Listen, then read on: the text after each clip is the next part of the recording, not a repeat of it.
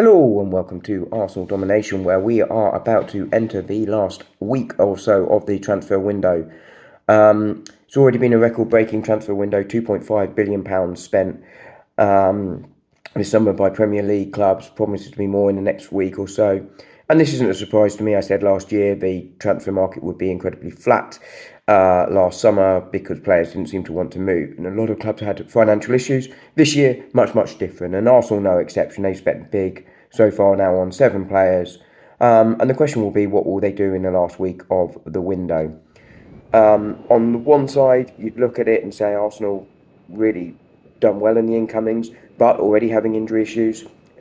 Jesus entered the season injured, and on top of that, Norgard, White, Havertz, and then at the weekend, Saka and Odegaard adding to that. Do Arsenal look to make it one more into the squad to try and boost the attacking options? But to do that, can they afford it? I think having done Eze, I said they could do Eze without outgoings financially. They probably will be very tight up against the UEFA rules, in particular on financial fair play. The other side of that, and I think the other blocker here, is that currently the squad is too big.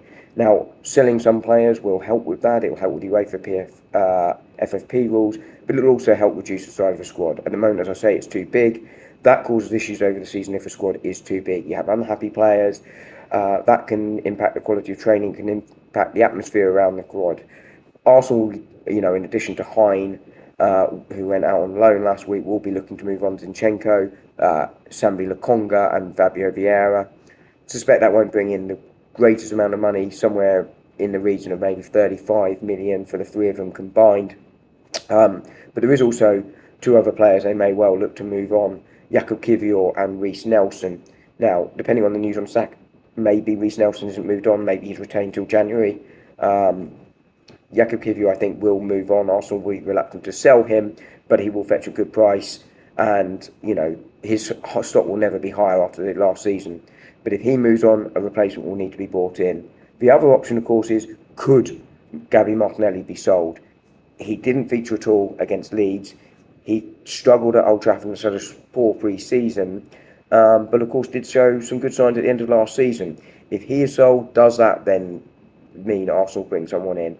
So I think probably we'll see a defensive incoming and a defensive outgoing, and I think the attackers will very much depend on whether Gabby Martinelli leaves.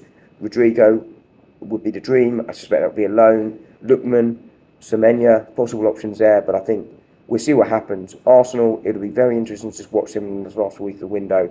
And once we get to the close of the window, we can make our assessment on how Berta's first window has gone. Speak to you soon.